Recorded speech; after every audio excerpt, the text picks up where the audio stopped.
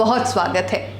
आज के इस खास प्रोग्राम में हम आपको एक ऐसी शख्सियत से मिलवाने वाले हैं जिन्होंने एम्प्लॉय ना बन के खुद का बॉस बनना चुना, यानी कि एम्प्लॉय बनने को छोड़कर उन्होंने एंटरप्रेन्योर बनने का सपना देखा और आज वो एक सक्सेसफुल एंटरप्रेन्योर हैं।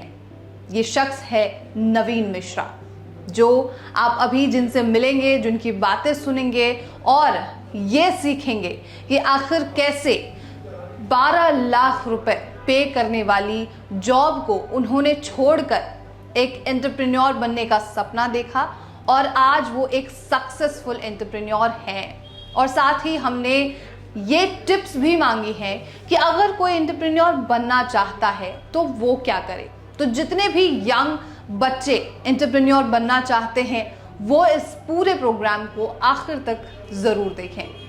तो अभी हमारे साथ मौजूद हैं नवीन मिश्रा सर, जिनके बारे में मैंने आपको जानकारी दी। Sir welcome first of all.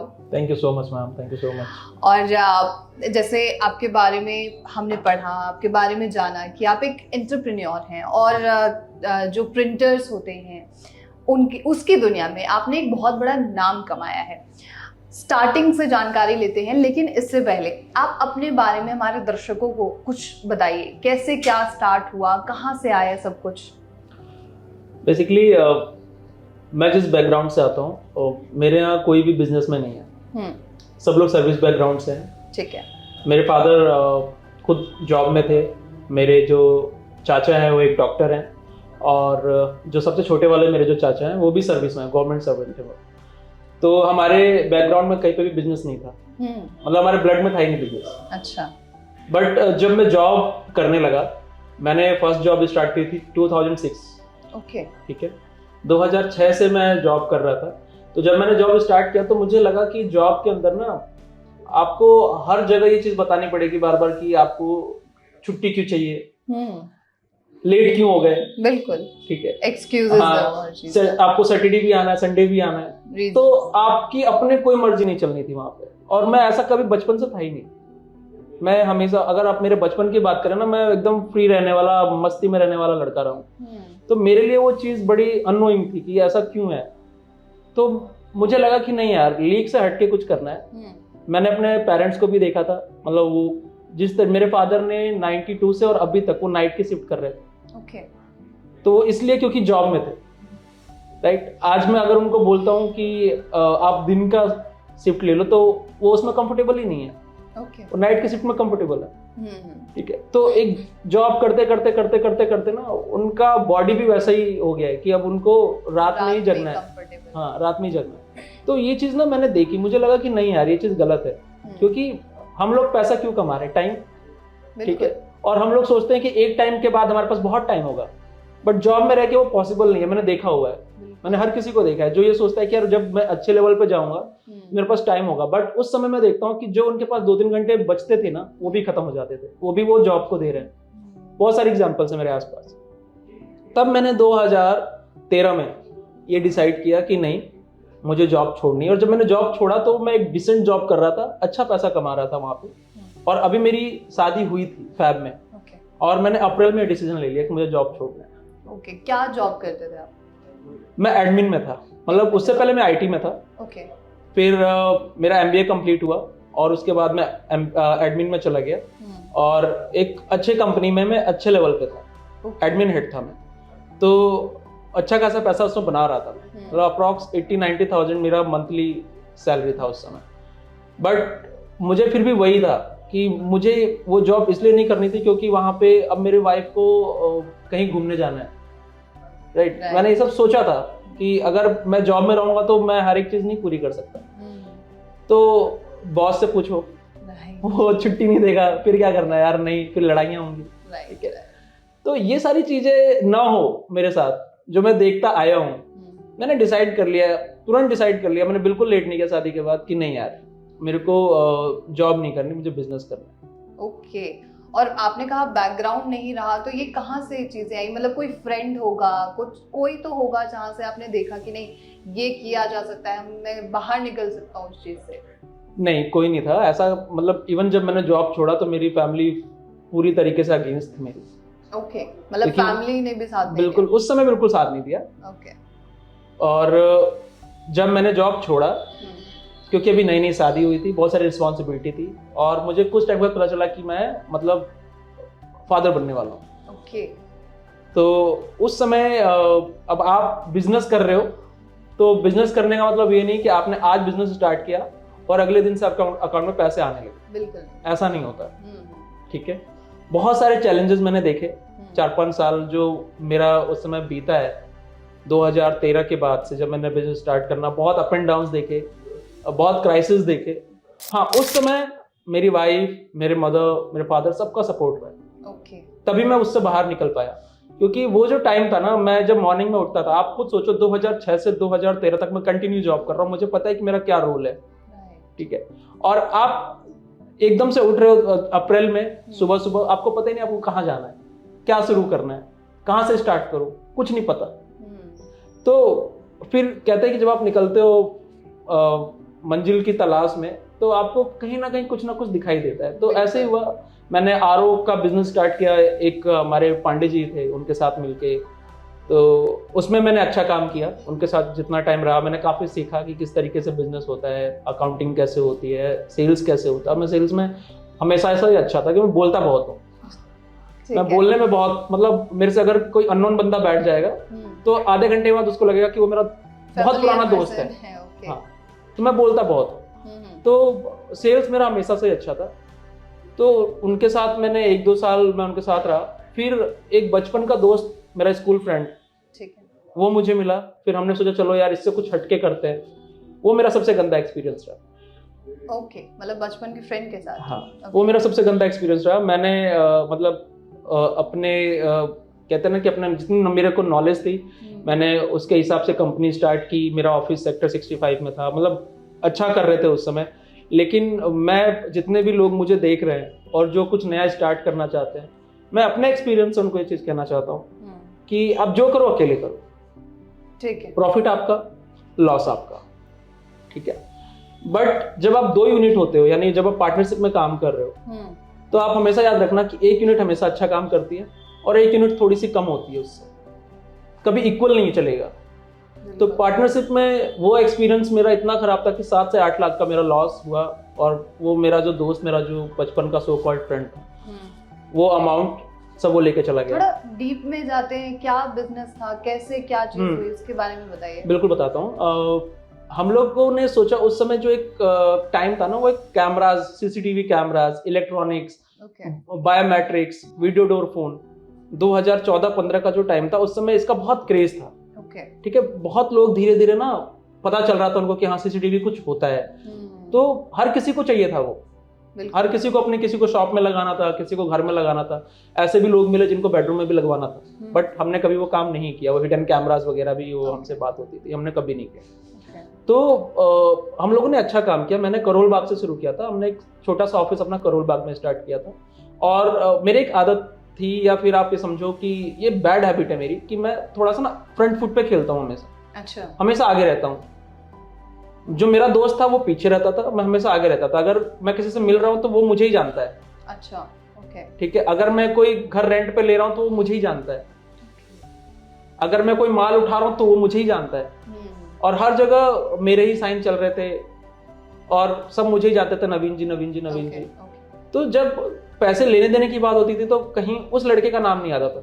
मैं उसका नाम नहीं लेना चाहता यहाँ पे, कोई बात नहीं, ठीक है, बट उसका नाम कभी नहीं आता था, हमेशा मेरा ही नाम आता था, क्योंकि मेरे को लगता था कि चलो रिस्पॉन्सिबिलिटी मैं उठा रहा हूँ, मैं करूंगा।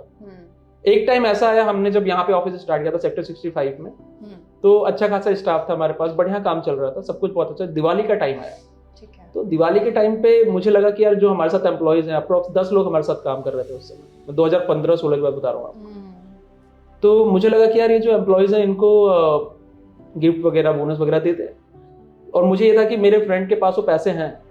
मैं क्या करता था, मैं मार्केट में जाता था, मैं काम लेकर आता था, और वो क्या करता था, वो कलेक्शन का काम था, उसको पैसा उठाता था। ओके, तो मुझे ये था कि चलो उसके पास इतना अमाउंट है और अपने को प्रॉब्लम नहीं होगी। बट जब मैंने उससे ये चीज़ कही कि यार चलो कुछ अमाउंट लेकर आ, देना है एम्प्लॉयज़ को, तो उसने बोला यार अमाउंट तो है नहीं, वो फादर की तबीयत खराब थी, वो पैसा हमने वहाँ लगा दिया। ओके, फिर भी मैंने 10% इंटरेस्ट पे 2 लाख रुपए उठाए, यानी 1 लाख का 10,000 रुपए, वो इंटरेस्ट भी मैंने पे किया, वो अमाउंट भी मैंने पे किया, क्योंकि वो बैकफुट पे चला गया। और उसने भी मुझे कहीं से पैसे उठा के दिए थे। ओके, मतलब आपके ही कमाए पैसे आपको ना मिलके कहीं से और हाँ, और उसने भी मुझे उठा के दिए थे कहीं से पैसे इंटरेस्ट पे, जब जरूरत थी कंपनी को, वो भी पैसे मैंने पे किए, और जो पैसे थे वो जो गए वो तो चले ही गए। तो मेरे लाइफ का ये बहुत बड़ा एक्सपीरियंस था और बहुत बड़ा लेसन था कि आप जो करो अपने दम पे करो। उसके बाद फिर मैंने प्राइवेट लिमिटेड कंपनी बनाई 2017 में, ठीक है, और उसमें बाहर का कोई नहीं है, डायरेक्टर घर के ही हैं हमारे, और उसके बाद हम ग्रो कर रहे हैं। और जो मेरे साथ था वो आज आई थिंक एक जनरल स्टोर चला रहा है। दोनों में बहुत बड़ा फर्क है। अगर आज वो मेरे साथ होता, लॉयल्टी के साथ होता, ईमानदारी के साथ होता, एक कंपनी चला रहा होता वो, ठीक है, उसके पैन इंडिया पे अच्छे खासे कस्टमर होते हैं, बट आज वो एक जनरल स्टोर चला रहा है। तो वो उसका थॉट प्रोसेस है जैसा वो सोचता था। तो मैं हमेशा अपने जितने भी नए लोग जो बिजनेस स्टार्ट करना चाहते हैं ना, हमेशा बोलता हूँ, आपके पास 10 रुपए हो, चाहे 1 लाख रुपए हो, चाहे 10 करोड़ हो, आपका बिजनेस है, सारी रिस्पॉन्सिबिलिटी आपकी है, ठीक है। आप कोशिश करो कि आप खुद करो, या फिर फैमिली से अपनी वाइफ को ले लो, अपने फादर को ले लो, वो ज्यादा अच्छा है। बट जब बाहर का कोई इस तरीके से करके जाता है तो आपको ज्यादा पेन होता है उस समय, क्योंकि आपने बहुत ट्रस्ट किया होता है उसके ऊपर। बिल्कुल। तो ये लाइफ का बहुत बड़ा लेसन था मेरे, जो मैंने सीखा।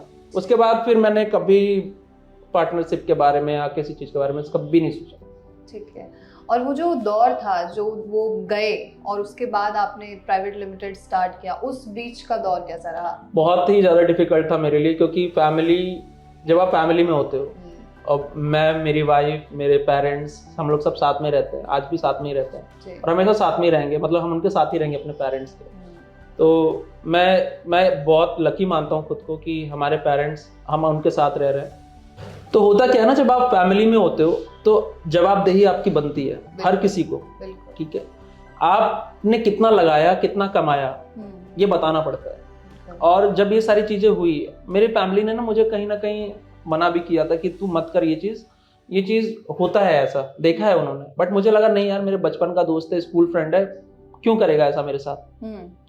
बट वो सारी चीजें हुई, और उसके बाद आपको बहुत सुनने को मिलता है, बहुत ज़्यादा सुनने को मिलता है। इवन फ्रेंड्स भी आपको सुना रहे होते हैं, फैमिली में जिनका सपोर्ट था वो भी कहीं ना कहीं ये चीज़ बोल रहे होते हैं। तो वो टाइम जो था मेरे लिए, वो बहुत डिफिकल्ट टाइम रहा मेरे लिए। बट हिम्मत मिली, जो लोग मुझे सुना रहे हैं, सुबह सुनाते हैं, शाम को वही लोग मेरे साथ बैठ के मेरे को समझाते भी हैं। तो ये जो फैमिली होती है ना, ये आपको किसी भी चीज़ से बाहर निकाल सकती है। सुनाया भी, सुबह मुझे मेडिसिन भी दिया, और शाम को बोल रहे कि नहीं तू ठीक हो जाएगा, कोई इशू नहीं है, तू आगे बढ़। बहुत बार ऐसा हुआ कि मेरे जीजा जी हैं, उनका बहुत सपोर्ट रहता है, उन्होंने मेरे को बोला कि अब तू छोड़ दे इसको, तेरे लिए जॉब, तो आज बोलेगा आज जॉब मिल जाएगी तेरे को, तो छोड़ दे। बट मेरा मानना ये था कि जब आपने एक कदम आगे बढ़ा लिया, ठीक है, वो तो आना ही है। जॉब में क्या सिक्योरिटी है आज की डेट में? बिल्कुल ठीक है, कोई सिक्योरिटी नहीं है। तो मेरा मानना ये था कि जब आपने एक आगे अपने कदम बढ़ा लिए हैं तो फिर पीछे नहीं हटा सकते। मैं बहुत कमिटेड था अपने इस चीज को लेकर, और वही रीजन है कि आज भी मैं बिजनेस कर रहा हूँ और मुझे बहुत प्यार मिलता है, मेरे कस्टमर से मुझे बहुत प्यार मिलता है। मुझे मेरे 90% कस्टमर्स तो मुझसे मिले भी नहीं है, ठीक है, मुझे इतना रिगार्ड्स देते हैं, इतना मानते हैं, हाँ, वर्चुअली। और हम लोग कोशिश करते हैं कि कभी कभी वीडियो कॉल के थ्रू हम लोग जितने भी लोग हैं वो मिले। अभी कुछ टाइम पहले भी हमने ऐसा सेशन किया था, तो बहुत प्यार मिलता है। यही चाहिए।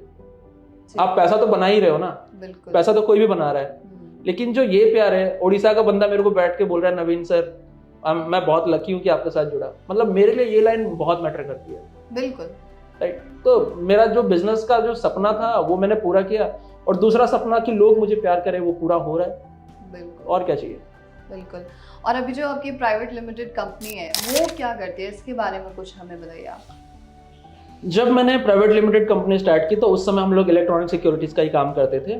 और प्राइवेट लिमिटेड करने का एक रीजन ये था कि कुछ कंपनीज, जो बड़ी कंपनीज होती हैं, वो डील करती हैं ऐसे वेंडर्स के साथ जो प्राइवेट लिमिटेड वेंडर्स हैं। ठीक है। तो ऐसी एक कंपनी थी हमारे पास, जिनका जो रिक्वायरमेंट था वो यही था कि हम आपके साथ तभी काम करेंगे जब आपकी कंपनी प्राइवेट लिमिटेड होगी।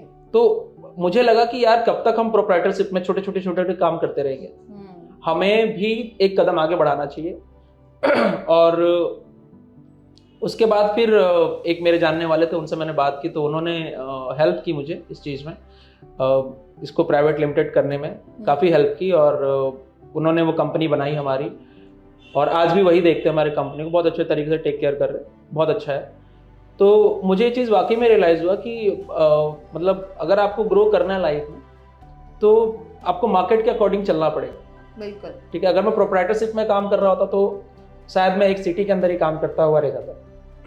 लेकिन आज की डेट में 8,000 से भी ज़्यादा कस्टमर हमारे पूरे पैन इंडिया पे, भारत के अंदर, तो उनके साथ काम करने का मजा ही कुछ और है। और ये तभी पॉसिबल है जब हम लोग प्राइवेट लिमिटेड नहीं होते, तो शायद ये पॉसिबल नहीं होता। प्राइवेट लिमिटेड होना बहुत जरूरी इसलिए है कि वो भी डिपेंड करता है कि आपका काम कैसा है।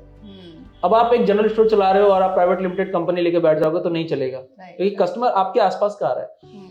मेरा जो विजन था वो अलग था, मुझे सिर्फ दिल्ली एनसीआर में काम नहीं करना था। ठीक है, मुझे घूमने का बहुत शौक है और अलग अलग लोगों से मिलने का बहुत शौक है। तो जब मैं अलग अलग लोगों से बात करता हूँ ना, तो उनसे भी मुझे बहुत कुछ सीखने को मिलता है। जैसे असम से मैं अगर किसी से बात कर रहा हूँ, उड़ीसा में बात कर रहा हूँ, पौंडीचेरी में बात कर रहा हूँ, करगिल में बात कर रहा हूँ, जम्मू कश्मीर में बात कर रहा हूँ, हर जगह मेरे कस्टमर्स। ठीक है, और वो जब वो प्यार देते हैं, जब वो सम्मान देते हैं, तो मुझे बहुत अच्छा लगता है। तो प्राइवेट लिमिटेड तो एक जरिया था मुझे इन लोगों तक पहुंचाने का। ठीक है, मुझे लगता है कि अगर आप एक लेवल ऊपर उठ के काम करना चाहते हैं तो आपके पास प्राइवेट लिमिटेड होना चाहिए, जिससे आप एक बड़ी कंपनी के साथ भी बैठ के काम कर सकें। तो ये एक बेसिक रिक्वायरमेंट होगी अगर एक नया एंटरप्रेन्योर कुछ इस तरीके का सोच रहा है। ठीक है, और इंडियन गवर्नमेंट भी आजकल एंटरप्रेन्योरशिप को काफी ज्यादा बूस्ट करने के लिए बोल रही है, तो आपको क्या लगता है एंटरप्रेन्योरशिप इंडिया के लिए क्या ऐसा फ्यूचर है? आप खुद देख लीजिए उठा के, जब मोदी जी नहीं थे और आज मोदी जी हैं, कितने सारे चेंजेस हुए हैं। मतलब एंटरप्रेन्योर के बारे में कौन ही जानता था, मैं तो ये वर्ड भी नहीं जानता था जब तक मोदी जी नहीं आए थे। मोदी जी के आने के बाद ये वर्ड मुझे पता चला कि एंटरप्रेन्योर कुछ होता है, और 2-3 महीने तो मुझे बोलने में लगे, सीखने में। राइट, है ना, हर कोई बिजनेस बोलता था कि भाई क्या करते हो, बिजनेस करते हो। राइट, एंटरप्रेन्योरशिप आज की डेट में ना लोगों के खून में दौड़ रहे, जो नया यूथ है। इवन मैंने कई सारे सेशन किए गवर्नमेंट स्कूल्स में, दिल्ली गवर्नमेंट स्कूल्स में मेरे मोटिवेशनल सेशंस हुए, एंटरप्रेन्योरशिप को लेकर मेरे सेशंस हुए, तो वहाँ पे मैंने बच्चों के अंदर देखा। अब प्रॉब्लम क्या है कि हमारे यहाँ इंडिया के अंदर एक कल्चर है कि आपको जो एजुकेशन दिया जा रहा है, उस एजुकेशन के अंदर आपको एक नौकर बनाने की ट्रेनिंग दी जाती है। ठीक है, आप कभी भी देखिए, आप अपने बच्चे को पढ़ा रहे हो कि आपका बच्चा एक आईएएस बन जाए, आईपीएस बन जाए, इंजीनियर बन जाए, डॉक्टर बन जाए। ठीक है, एंटरप्रेन्योरशिप की ट्रेनिंग कहीं नहीं दी जाती, ना घर पे दी जाती है, ना स्कूल के अंदर दी जाती है, ना कहीं बाहर दी जाती है। रीजन, इनको लगता है कि इनसिक्योर फील्ड है, यहाँ पे पैसा नहीं है, यहाँ पे मेरा बच्चा गया तो इनसिक्योर ही रहेगा। जॉब में गया तो वहां पे ये तो पता है कि भाई इतने से इतने तक नौकरी करनी है, 31 तारीख को सैलरी आ जाएगा मेरे बच्चे का। राइट। ठीक है, बट वो ये भूल जाते हैं कि अगर वो एक अपने फील्ड में आगे बढ़ जाता है तो 10 ऐसे लोगों को अपने यार नौकरी पे रख सकता है। बिल्कुल सही बात। तो हमारा फोकस इस तरफ नहीं है। आप अदर कंट्रीज में जाएं, अगर मैं बात करूं अमेरिका की, हम लोग बहुत बातें करते हैं, चाइना की बहुत बातें करते हैं। अब चाइना में जाके देखो ना, कितने लोग नौकरी कर रहे हैं, वहां पे एंटरप्रेन्योरशिप तो बहुत टाइम से बहुत ग्रो कर रहा है।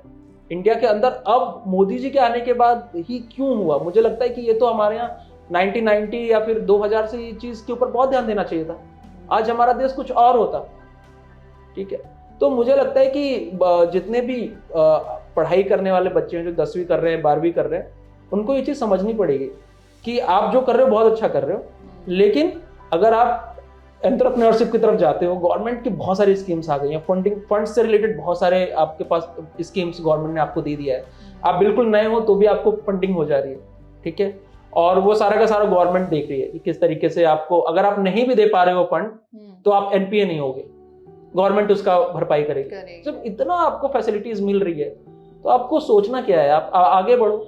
बहुत सारे ऑप्शंस हैं, अब तो इतने क्रिएटिव आइडियाज आ गए हैं, हमारे यूथ इतने इंटेलिजेंट, मतलब मुझे लगता है कि आने वाले टाइम में हमारा यूथ घर में बैठे बैठे रोबोट बना रहा होगा। बिल्कुल। ठीक है, तो उसको क्रिएटिविटी को बाहर लेकर आओ, एंटरप्रेन्योरशिप की तरफ जाओ, बहुत ऑप्शंस हैं अभी। लेकिन आपने जब काम स्टार्ट किया तो कोई ना कोई आइडिया आपके दिमाग में आया कि अच्छा ये चीज़ बूस्ट हो रही है, अभी कैमराज या डीवीडीज, ऐसा कुछ जो है बूस्ट हो रहा है, तो कोई आइडिया आप हमारे यूथ्स को देना चाहेंगे, हमारे व्यूअर्स हैं?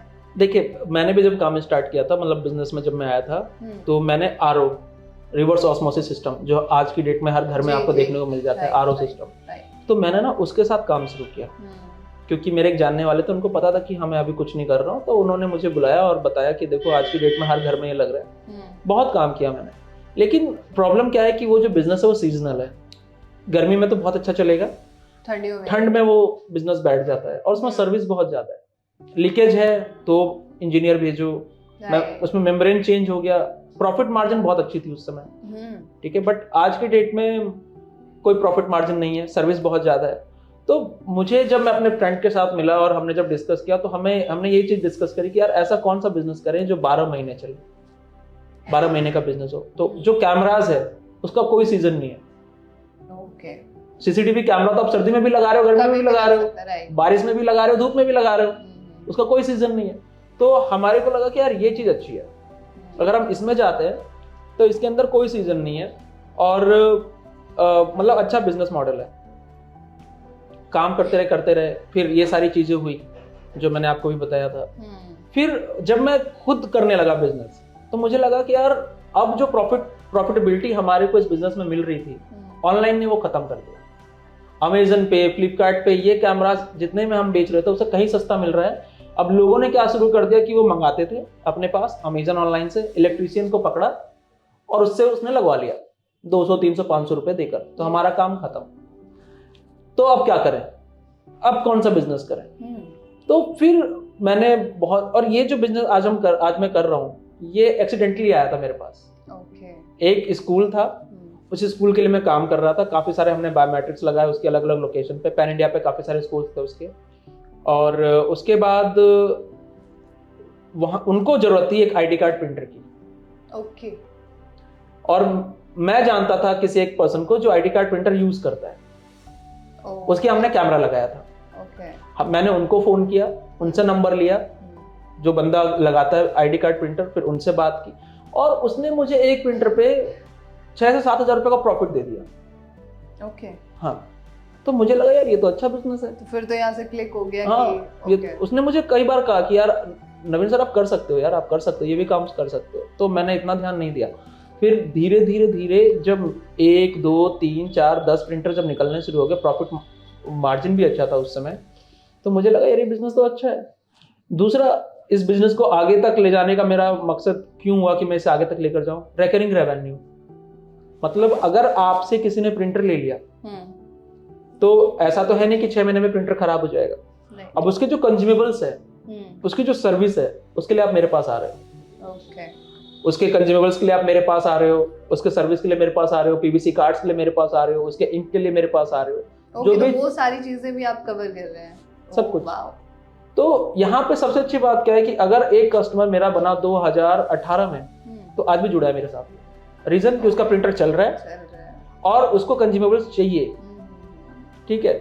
सर्विस का हम लोग बहुत ध्यान देते हैं, इसीलिए वो कस्टमर आज भी जुड़ा हुआ है। वो चाहे तो लोकल भी ले सकता है वो प्रोडक्ट, बट उसे पता है नवीन सर के यहाँ सर्विस मिल जाती है, चाहे वो वेस्ट बंगाल में बैठा हुआ हो, चाहे वो उड़ीसा में बैठा हुआ हो। उसे पता है कि नवीन सर के यहाँ से अगर हम कॉल करते हैं, आधे घंटे के अंदर कॉल बैक चली जाती है और सपोर्ट मिल जाता है। तो इसी वजह से आज भी हमारे पास वो कस्टमर बार बार रिटेन होता है। तो ये एक प्लस पॉइंट है हमारे बिजनेस का। तो आपका मतलब कस्टमर सर्विसेज भी अच्छे मतलब मेंटेन करके रखते हैं। हमने स्टार्ट किया था एंड यूजर के साथ ही, मतलब हमारा जो था पहले B2C था, हम लोगों ने पहले B2C रखा हुआ था, अब जाके हमने उसे B2B किया है। तो B2B और B2C दोनों करते हैं हम लोग, और दोनों को ही हम लोग बहुत अच्छे से मैनेज करते हैं।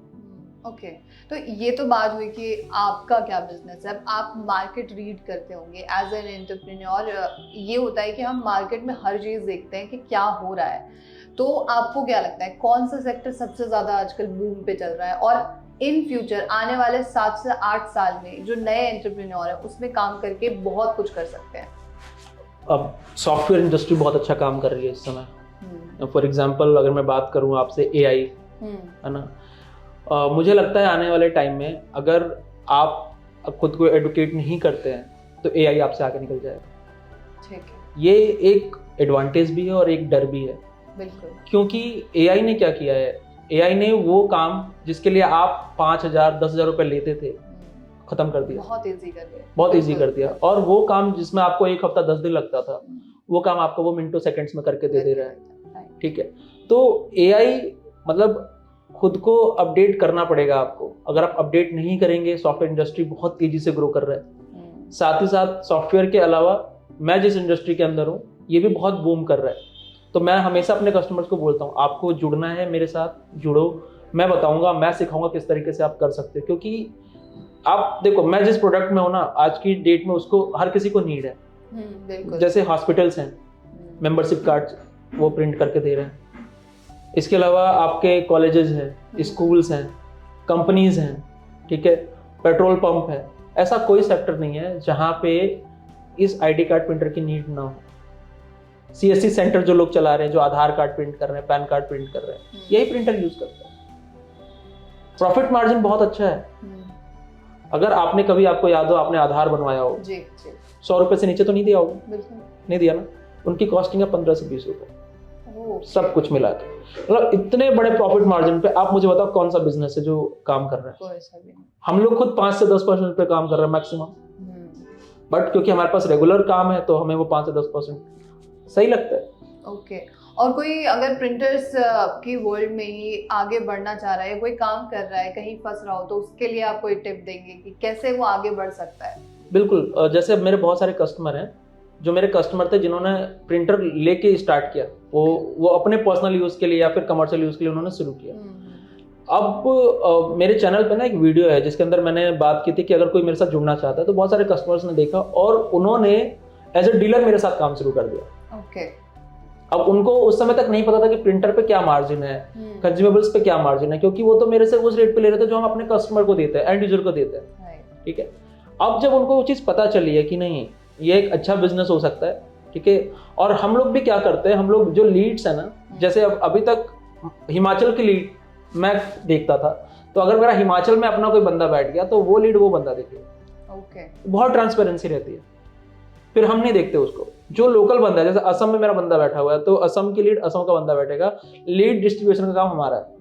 ओके। तो अगर आप मेरे साथ जुड़ते हो, ठीक है, आपने मेरे से प्रिंटर लिया, परचेज कर लिया, तो आपके ऊपर ऐसा नहीं है कि हमने थोप दिया है कोई चीज।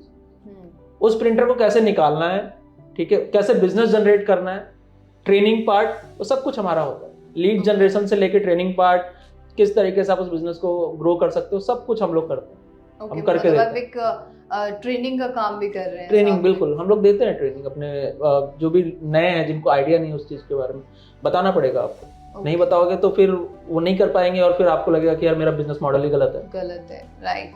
तो एक आइडियल बिजनेस मॉडल क्या होता है? बिजनेस मॉडल की आपने बात की। देखिए, मेरे हिसाब से मैं ये मानता हूँ कि कोई आइडियल बिजनेस मॉडल नहीं होता। समय के हिसाब से चीजें बदलती रहती हैं। ठीक है, अगर मैं आज ये मान के चल लूँ कि यही मेरा आइडियल बिजनेस मॉडल है जो मैं कर रहा हूँ, तो मैं ग्रो नहीं कर पाऊंगा आगे। मुझे भी टाइम के अकॉर्डिंग खुद को बदलना पड़ेगा। ठीक है, तो आइडियल बिजनेस मॉडल टाइम के अकॉर्डिंग आइडियल होता है। मीन्स कि जिस हिसाब से आपका टाइम है, आने वाले 10 साल में जिस हिसाब से समय बदला है और आपने खुद को बदला है, ठीक है, आपने उस हिसाब से अपने आप को चेंज किया और आप उसी हिसाब से अपने बिजनेस को लेकर चल रहे हो, तो मुझे लगता है कि आप ग्रो कर सकते हो। बट आप बहुत सारे एग्जांपल्स, आप नोकिया को देख लो, सबसे बड़ा एग्जांपल है। उसने अपने आप को नहीं बदला समय के हिसाब से। हाँ, उसने सिम्बियन यूज किया एंड्रॉइड की जगह, खत्म हो गया वो। तो अगर एंड्रॉइड की मार्केट में आज की डेट में जगह है तो आपको एंड्रॉइड के साथ चलना चाहिए। तो आप शायद मार्केट के अंदर बैठे रहते हैं। तो मुझे भी ये लगता है कि अभी जो हम कर रहे हैं, अभी 2-3 साल के लिए तो बहुत अच्छा है, मुझे ऐसा लग रहा है। बट अब ऐसा मैं नहीं कह सकता कि ये आइडियल बिजनेस है मेरा, मैं इसे 10 साल तक लेके जाऊंगा। बदलना पड़ेगा खुद को। राइट। और अब ये बिजनेस की बात पे आ गए, लेकिन हमने अभी तक तो हमारे यूथ्स को बहुत ज़्यादा इंकरेज कर दिया कि बिजनेस कीजिए, लेकिन सबसे बड़ा ये भी है कि हमें एक इन्फॉर्मेशन भी देनी है रिस्क फैक्टर को लेकर, कि एक एंटरप्रेन्योर बनने के लिए क्या रिस्क फैक्टर्स हो सकते हैं। आपने झेला होगा, आपने देखी है सारी चीज़ें, तो उसके बारे में मुझे कुछ बताइए। एक तो आप बता चुके हैं कि किसी पे विश्वास ना करके इंडिविजुअली आप आगे बढ़िए, दूसरा क्या चीज़ हो सकता है? दूसरा सबसे बड़ा है कैपिटल, पैसा। ओके। ठीक है, आज जो हमारी फैमिलीज हैं वो अपने बच्चों को इसी वजह से बिजनेस नहीं करने देना चाहती। पैसे, राइट। उनको लगता है कि पैसा डूब जाएगा। और बहुत सारे एक्सपीरियंस उन्होंने देखे भी होते हैं। राइट। चाचा ताऊ, किसी ने स्टार्ट किया, नहीं कर पाया, बिजनेस में पैसा डूब गया। तो सबसे बड़ा जो मुझे लगता है जो रिस्क फैक्टर है ना, वो है कैपिटल, आपका पैसा, आपकी मनी, आपका मनी। और मैं ये चीज़ बोलना चाहता हूँ, देखो आज की डेट में, हमारे टाइम पे तो इतने ऑप्शंस नहीं थे, है ना। कैपिटल के लिए बहुत मारा मारी थी, पैसे के लिए बहुत मारा मारी थी। बहुत सारे ऑप्शंस आ गए हैं। आप निकलो, एमएसएमई है, एमएसएमई के थ्रू जाओ, आपको कैपिटल मिल जाएगा और रिस्क फ्री है, कोई रिस्क नहीं है। 50 लाख तक गवर्नमेंट आपको देने को तैयार बैठी है। 50 लाख कम अमाउंट नहीं होता।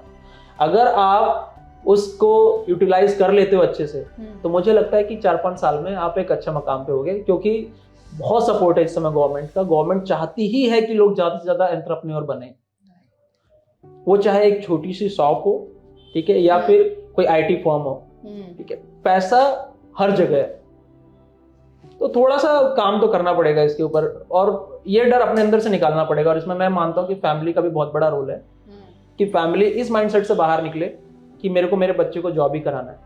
राइट। इंडियन पेरेंट्स का है ये डर है उनके अंदर। बहुत सारे फैमिलीज के अंदर ये चीज मैं आज भी देखता हूँ। अगर उनका बच्चा कोई तैयारी कर रहा है और वो नहीं कर पाता है, तो मैं देखता हूँ 2-2 साल घर में बैठा हुआ है, कुछ नहीं कर रहा है वो। और आदमियों के साथ, मर्दों के साथ बहुत बड़ी प्रॉब्लम है कि आपका स्टेटस सिंबल ही आपको बताता है कि हाँ, ये बच्चा कुछ लाइफ में बड़ा कर रहा है, और जो नहीं कर रहा वो बैठा हुआ है 2 महीने 3 महीने से। बिल्कुल।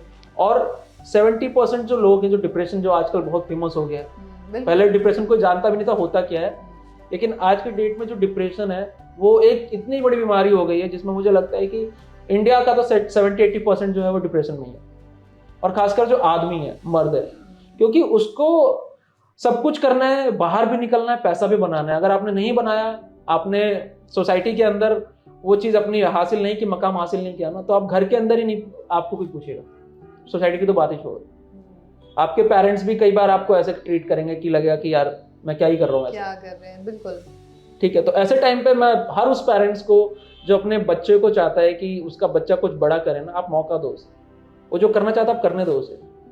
थोड़ा सा अगर आप उस पर यकीन दिखाओगे, मुझे लगता है कि आपका बेटा या आपका बच्चा या आपकी बेटी बहुत अच्छा कर जाएगी लाइफ। तो थोड़ा यकीन तो आपको अपने बच्चों पे रखना पड़ेगा। बिल्कुल, और कुछ रिस्क तो लेना पड़ता है जिंदगी में, कुछ मकाम हासिल करने के लिए। हम लोग मतलब मैं अपनी बात कर रहा हूँ, मेरे फादर जब कोई वीडियो देखते थे, मुझे बोलते देखो ये कहाँ पहुँच गया, ठीक है। इनसाइड स्टोरी किसी को नहीं पता, वो कैसे पहुंचा वहां तक, कैसे। बिल्कुल, उसने भी रिस्क लिया, वो अपने घर से निकला, अपनी फैमिली को छोड़ा, मुंबई पहुंचा, रेलवे स्टेशन पे कई रात उसने गुजारे, ठीक है। उसके पास कोई काम नहीं था, ठीक है। कई दोस्तों से उसने बात की, किसी दोस्त ने उसको अपने यहाँ नहीं रुकने दिया, खाने के लिए पैसे नहीं थे उसके पास। मनोज वाजपेयी की बात कर रहा हूँ मैं आपसे, निकला ना वो, उसने किया ना। आज मनोज वाजपेयी को कौन नहीं जानता, उसने रिस्क लिया, जो उसको करना था उसने किया। तो मैं बस यही चाहता हूँ पेरेंट्स से आजकल कि आप अपने बच्चों पे अगर थोड़ा सा विश्वास दिखाते हो, बच्चे बहुत मोटिवेट होते हैं, बहुत ज्यादा मोटिवेट होते हैं इस चीज से। उन्हें कुछ नहीं चाहिए कि बाहर का कोई मेरा दोस्त मुझे अच्छा बोले या कोई रिश्तेदार मुझे अच्छा बोले। पेरेंट्स, अगर पेरेंट्स उनको थोड़ा सपोर्ट कर देना, बच्चे बहुत आगे निकल जाएंगे। ओके। अब आते हैं आपकी जो बचपन की लाइफ होती है। एक होता है कि गवर्नमेंट जॉब की बहुत ज़्यादा ज़रूरत है हर पेरेंट्स को, ऐसा मुझे महसूस होता है कि बहुत प्रेशर होता है बच्चों के ऊपर कि पेरेंट्स बोलते हैं गवर्नमेंट जॉब करो। आपके ऊपर भी कुछ ऐसा प्रेशर था? नहीं, कभी नहीं। पेरेंट्स ने नहीं बोला कि गवर्नमेंट जॉब की तैयारी? कभी नहीं, और आया भी नहीं। तो मतलब आपने देखा तो होगा फ्रेंड्स को करते हुए। मैं आपको अपने बचपन में अगर लेकर जाऊं तो मेरा बचपन ना बहुत शरारतों से भरा हुआ था। ओके। मतलब मेरे फैमिली में मेरे पापा और 2 चाचा, सबके एक लड़का एक लड़की, ठीक है। एक भाई बहन। तो मैं, मेरी बहन और जो मेरे बीच वाले जो चाचा हैं जो डॉक्टर हैं, उनका बेटा, वो मेरे साथ रहा 10th तक वो हमारे साथ रहा है। अच्छा। 10th तक वो हमारे साथ ही रहा। हम लोग जहाँ रहते हैं वहीं पे साथ में रहा। तो कभी मेरे को महसूस ही नहीं हुआ कि मेरा कोई भाई नहीं है, मतलब सगा भाई नहीं है, ठीक है। और आज भी हम लोग ऐसे ही रहते हैं। ये मतलब एक कह सकते हो आप कि ये थोड़े से हमारे संस्कार ऐसे हैं कि आज भी हम लोग अगर मिलते हैं तो हमारे अंदर ये चीज नहीं लगती कि नहीं हम लोग मतलब सगे नहीं है, बिल्कुल एकदम वैसे के वैसे ही हैं। चाहे उस भाई के साथ मैं रहूं, चाहे अपने उससे भी छोटे भाई के साथ में रहूं। ठीक है। तो उसके साथ में मैंने इतनी बदमाशियां की हैं कि मेरी वजह से वो भी पिटता था घर के अंदर। और जितनी मैं बदमाशियां करता था, देखो आपके बच्चे आपसे उम्मीद कब, आपके पेरेंट्स आपसे उम्मीद कब करते हैं? जब आप पढ़ने में अच्छे हो। बिल्कुल। जब आप पढ़ने में अच्छे नहीं हो तो आपके पेरेंट्स एक समय तक ही उम्मीद करेंगे आपसे। राइट। उन्हें पता चल गया कि मेरा बच्चा तो भाई पास ही हो जाए, बहुत बड़ी बात है मेरे लिए। तो मैं उसी में से था। ओके। मेरा दिमाग खुराफात में रहता था। ठीक है, किस तरीके से चीजों को तोड़ना है, फोड़ना है, कैसे जोड़ना है। मैं आपको एक इंसिडेंट शेयर करता हूँ। मेरे मामा जी एक यासिका का कैमरा लेकर आए। अच्छा। ठीक है, नया कैमरा था और उनको पता नहीं क्या सूझी, वो अपने साथ में ले जाके हमारे यहाँ घर पे छोड़ दिया उन्होंने। ठीक है, अब मैं और मेरा छोटा भाई हमने उसे उठाया। मैंने देखा यार फोटो कैसे खींचता है, क्या है इसके अंदर। अब स्क्रू ड्राइवर वगैरह था घर के अंदर, हमने वो खोला, लेंस वेंस सब बाहर हो गया। ठीक है, अब वो पैक ना हो। ओके। तो हमने क्या किया, 4 चीजें निकाल के बाहर रख दी और जैसे वो पैक हो रहा था वैसे उसको पैक करके वो वापस हमने वहीं रख दिया जहाँ पे था वो। अच्छा। अब एक दिन मामा जी उनको किसी फंक्शन में जाना था, उन्होंने कैमरा उठाया, रील लगाई उसके अंदर जो आती थी पहले, रोल 36 इमेजेस वाली। अब उन्होंने फोटो सब ले लिया। अगले दिन उन्होंने दिया होगा, उसमें कुछ नहीं आया।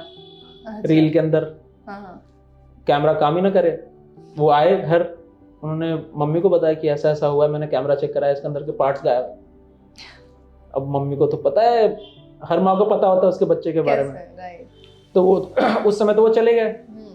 बाद में फिर हम दोनों की ही क्लास लगी थी, मतलब पिटाई होती थी सीधा। मुंह से बात नहीं, मुंह से कोई बात नहीं होती थी, सीधा पिटाई होती थी और हम डिजर्व भी करते थे पिटाई। अच्छा। मुझे ये नहीं समझ में आता, हम आज अपने बच्चों को बोलते हैं कि हमारे बच्चों को मारो मत, वो बिगड़ जाएंगे, वो फिर सुनेंगे नहीं। तो हम किस कैटेगरी में आते थे? मतलब आज मेरे पेरेंट्स ये चीज रिग्रेट नहीं करते हैं, मारा उन्होंने। हाँ, और हम भी रिग्रेट नहीं करते कि उन्होंने क्यों मारा। नहीं मारा होता तो शायद हम कहीं और होते। अगर हम बिगड़े हुए हैं और आपके बच्चे आपके पेरेंट्स आपको और प्यार दे रहे हैं, और बिगड़ेंगे आप। बिल्कुल नहीं, अक्सर देखा जाता है खुराफाती बच्चे आगे निकल जरूर जाते हैं। अब एग्जाम्पल आप हैं हमारे सामने।